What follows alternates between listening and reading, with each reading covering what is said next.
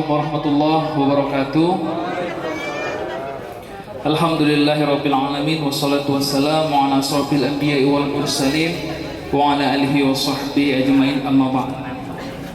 Yang kami hormati, kami banggakan, kami muliakan, salam takzim kami orang tua kita Romo Haji Raden Muhammad Syafi'i SHM Hum. Beliau ini sosok yang luar biasa bagi kami khususnya Partai Gerindra. Beliau adalah anggota DPR RI Komisi 3 dari fraksi Partai Gerindra yang hadir tengah-tengah kita pada hari ini, beserta Bunda dan seluruh tim Promo Center yang berhadir. Yang kami banggakan rekan juang kami Bapak Enrico Selai ST selaku anggota DPRD Kabupaten Serdang Bedagai dari fraksi Partai Gerindra. Berbicara Pasar Lelo ini menjadi satu bukan permasalahan sih bagi kami, tapi ini satu hal yang menarik untuk kita bisa belajar memahami tentang sebuah peraturan. Karena kita tahu eksekutif dan legislatif khususnya kita juga memiliki payung hukum, itu Undang-Undang 23 tahun 2014 tentang unsur penyelenggaraan pemerintahan daerah. Artinya legislatif dan eksekutif berjalannya sejajar dan bersamaan untuk kepentingan masyarakat di Kabupaten Serdang Bedagai. Terkait dengan Perda nomor 7 tahun 2018 tentang penataan dan pembinaan pasar rakyat, pusat perbelanjaan dan toko swalayan. Mungkin saya hanya memberikan gambaran garis besarnya saja. Jadi yang dipertanyakan selalu kepada kami di lembaga DPRD dan juga kita duduk bersama bahwasannya Pasar Lelo itu melanggar Perda nomor 7 tahun 2018. Jadi setelah kita lakukan, kita buat kajiannya, bahwasanya tidak ada yang dilanggar oleh Pasar Lelo. Bahkan kita pertanyakan kemarin, di pasal mana yang dilanggar oleh Pasar Lelo? Padahal pembinaan pasar rakyat ini wajib, pemerintah daerah wajib memiliki hak yang sama untuk dilakukan pembinaan seluruh pasar rakyat yang ada di Kabupaten Serdang Bedagai. Makanya kalau kita berbicara larangan pada Perda nomor 7 ini, mungkin semua jelas ada, tapi tidak ada satupun larangan yang dilanggar oleh Pasar Lelo sendiri. Makanya inilah menjadi hal yang menarik untuk kita lakukan diskusi kemarin. Kalau kita, mungkin saya mengambil kutipan sedikit pada pasal 19, pasar rakyat dapat ditata, dibangun atau dikelola oleh pemerintah pusat, pemerintah daerah, badan usaha milik negara, badan usaha milik daerah, koperasi ataupun swasta. Jadi jelas. Jadi pasar rakyat ini bisa juga dikelola oleh swasta, sama halnya yang dilakukan oleh Pasar Lelo ini dan pasar-pasar rakyat yang lain ada di Kabupaten Serdang Bedagai. Kalau kita bicara Perda nomor 1 katanya tentang tata ruang wilayah, jelas Kecamatan Serampah bisa diperuntukkan untuk perkantoran, pemukiman, perdagangan, dan juga jasa. Jadi tidak ada satu perda pun yang dilanggar oleh Pasar Lelo. Itu makanya kami selalu melakukan diskusi dengan mitra Komisi B, salah satunya dengan Dinas Pasar. Tapi kami mohon adalah kajiannya, ikutilah aturannya. Jelas kok perdanya ada yang dilahirkan bersama antara DPRD dan juga dengan pemerintah daerah, khususnya di Kabupaten Serdang Bedagai tentang pembinaan pasar rakyat. Jelas tidak ada yang dilanggar.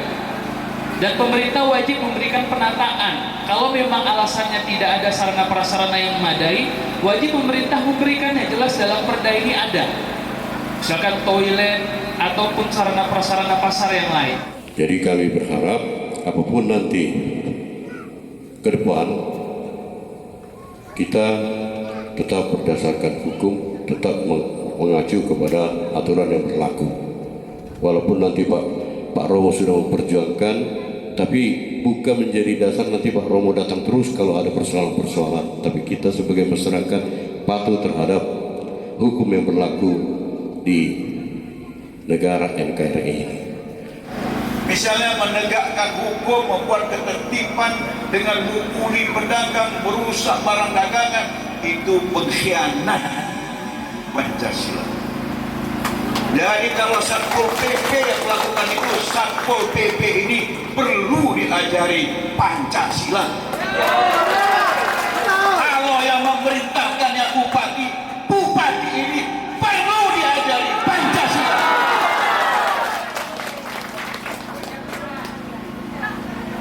karena yang mereka lakukan tidak adil, tidak berperi kemanusiaan, merusak persatuan, dan nggak cocok, nggak ada musyawarah semena-mena, dan terakhir pasti bertentangan dengan agama. Betul? Kalau kita sudah buktikan keberadaan Pekanbaru sesuai dengan aturan, kalau terjadi lagi tindakan melawan hukum, saya akan mewakili Bapak Ibu sekalian menggugat. Itu yang belum kita lakukan. Kita gugat. Kita akan laporkan ke Komnas HAM, kita akan laporkan ke Ombudsman, dan kita akan laporkan agar ini disidangkan di pengadilan yang resmi ada Negara Kesatuan Republik Indonesia. Mohonlah perlindungan secara hukum kepada yang mewakili kita, DPRD dari dapil sini.